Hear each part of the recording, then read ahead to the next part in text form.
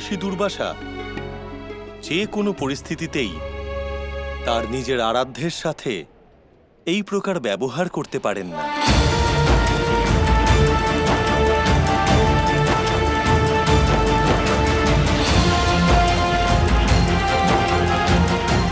ক্ষমা করবেন, কিন্তু কেন করছেন এরকম কৃষ্ণের সাথে? কারণ আমি কৃষ্ণ আর রুক্মিণীকে বলেছিলাম পায়েস বানাতে। তোমাকে বলিনি। যে কাজ তোমার ছিল না সেই কাজের পরিণাম নিয়ে মন্তব্য করবার কোনো অধিকার নেই। ক্ষমা করবেন, কিন্তু অধিকার আছে। যে পায়েস কৃষ্ণের পছন্দ, যা বিখ্যাত, যা কৃষ্ণ আপনার জন্য বানিয়েছে, সেই ব্যঞ্জন আমি রচনা করেছি। ঠিক যেই রকম আমি বলেছিলাম ও সেই রকম বানিয়েছে। তাহলে আমি ওই কার্যে অংশ নিয়েছি।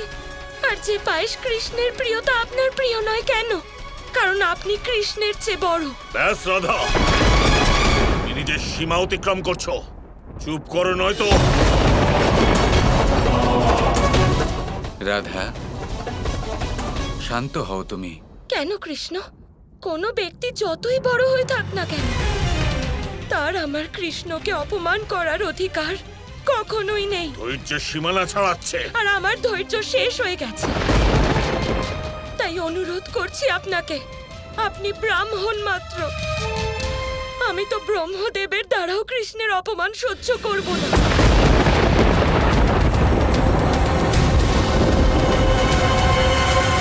এক ঋষিকে অপমান করে পাপ করলে তুমি। এবার আমার অভিশাপের ভাগীদার হও। মহারিষি দুর্বাসা, রাধার তরফ থেকে আমি আপনার কাছে ক্ষমা চাইছি।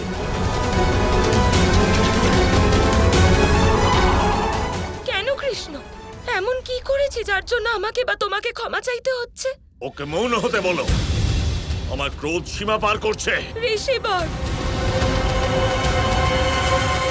যে কৃষ্ণের জন্য তুমি বিবাদ করে চলেছ, সেই কৃষ্ণের জন্য কি তুমি শান্ত হতে পারবে না?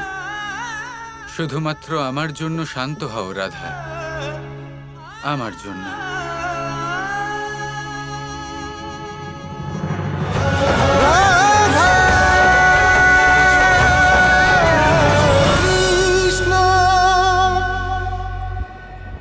আপনার কাছে ক্ষমা চাইছি ঋষি দুর্বাসা। শম্ভু, তুমি তোমার পিতাকে স্নান করাও। হ্যাঁ ঋষি শ্রেষ্ঠ, যথা আজ্ঞা। ধন্যবাদ ঋষিবর।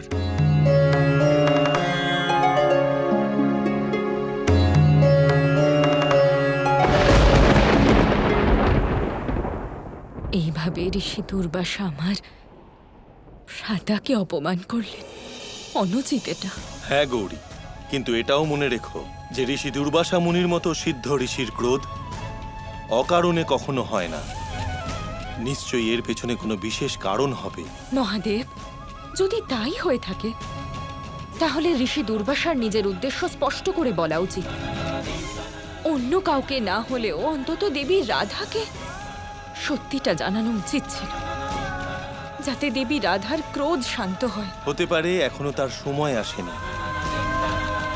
সময় আসতে দাও, তখন সব প্রশ্নের উত্তর তুমি পেয়ে যাবে।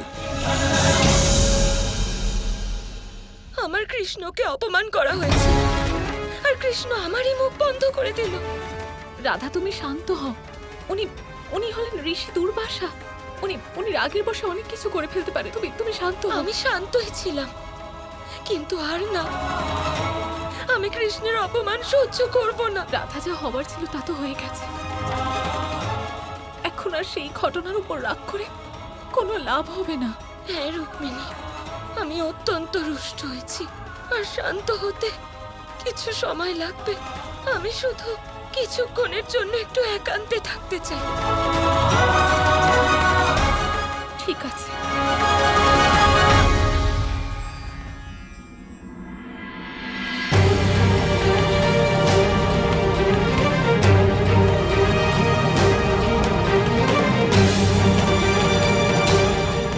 শাম্বু, কি ব্যাপার শাম্বু? ওখানে সবাই ব্যতীত ছিলেন, কিন্তু একজন এই কঠিন সময়েও প্রসন্ন ছিল, যার মুখে হাসি দেখতে পাচ্ছি। না বাবা, এরকম কোনো ব্যাপার নয়। আমিও ব্যথিত ছিলাম, কিন্তু আমি এই ভেবে প্রসন্ন হচ্ছি যে আপনি ঋষি দুর্বাসার কাছে উচিত সময় ক্ষমা চেয়ে নিয়েছেন। নয়তো উনি আপনাকে অভিশাপ দিতেন, আর তার পরিণাম কি হতো কেউ জানে না। কি সুন্দর মানসিকতা তোমার শাম্বু, ভালো ভাবনা চিন্তা।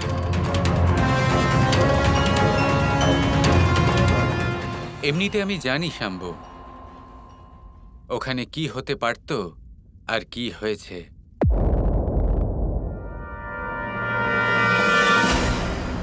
রাধা,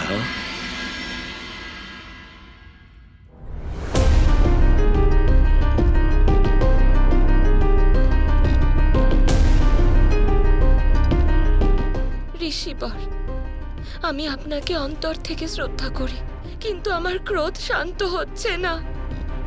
আমি আপনার কাছে অনুরোধ করছি, আমাকে একটু একা থাকতে দিন। আমি জানি রাধা, তুমি অত্যন্ত ক্রুদ্ধ হয়েছ। সেজন্য আমি তোমার ক্রোধ শান্ত করতে এলাম।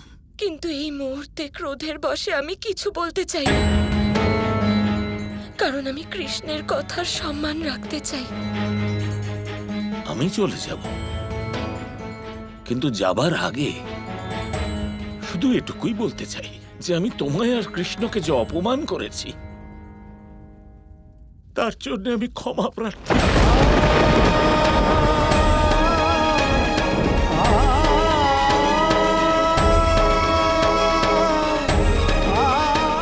আমায় ক্ষমা করে দাও। এ আপনি কি বলছেন ঋষিবর? হ্যাঁ রাধা, দ্বারকাধীশকে অপমান করতে নয়, অন্য উদ্দেশ্যে এসেছিলাম। কেমন উদ্দেশ্য? তুমি আমায় শ্রীকৃষ্ণের সামনে নিয়ে চলো, তুমি সব জানতে পারবে। চলুন।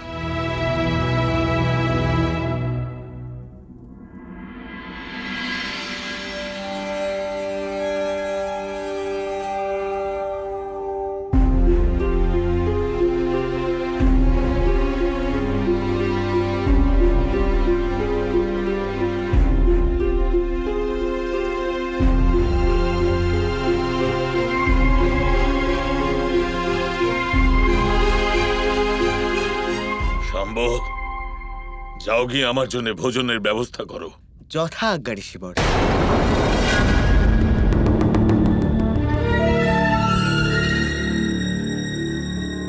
ভোজনের জন্য আপনি যতটা উদ্গ্রীব হয়ে আছেন ঋষি দুর্বাসা, তার থেকেও অনেক বেশি উদ্গ্রীব আমি আমার গুরু শুক্রাচার্যকে আমার বাবার অপমানের ঘটনা বলবো বলে হয়ে আছি।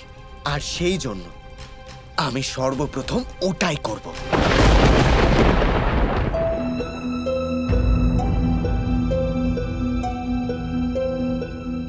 আমায় ক্ষমা করে দিন দ্বারকাধীশ, আমি আপনাকে। এসব আপনি কি করছেন ঋষিবর?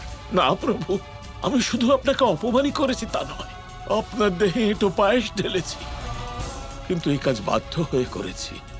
আপনার পুরো দেহে পায়েস ঢালতেই হতো। হে প্রভু, দ্বারকার বিনাশ নিকটে, আর এই বিনাশের কারণ আপনার পরিবারের কোনো সদস্যই হবেন। হ্যাঁ শুক্রাচার্য, সেই দৃশ্যটা তো দেখার মতো ছিল। সর্বপ্রথম ঋষি দুর্বাসা বাবাকে বস্ত্র অনাবৃত করতে আদেশ দিলেন, আর ঠিক তারপরে উনি বাবার গায়ে সম্পূর্ণ পায়েসটাই ঢেলে দিয়েছিলেন। মূর্খ শাম্ব, এই প্রসন্নতার সংবাদ নিয়ে এসেছো তুমি। উনি আর অন্য কেউ নন, উনি হলেন ঋষি দুর্বাসা। যে ঘটনার জন্য তুমি হাসি থামাতে পারছো না, অবশ্যই তার পিছনে ঋষি দুর্বাসার কোনো উদ্দেশ্য আছে। গুরুদেব, আমার মনে হচ্ছে আপনার কোনো ভুল হচ্ছে। আমার এরকম মনে হচ্ছে ঋষি দুর্বাসা শুধু রুষ্ট হয়েছিলেন, আর আমাদের ওনার ক্রোধকে আরো বাড়িয়ে তুলতে হবে, যাতে উনি বাবাকে অভিশাপ দেন। কৃষ্ণের শরীরে পায়েস ঢালার আসল কারণ খুঁজে বার করতে হবে আমাদের। সেটা আমি কিভাবে জানতে পারবো? তুমি পারবে না শাম্ব, সেই রহস্য আমাকে খুঁজতে হবে।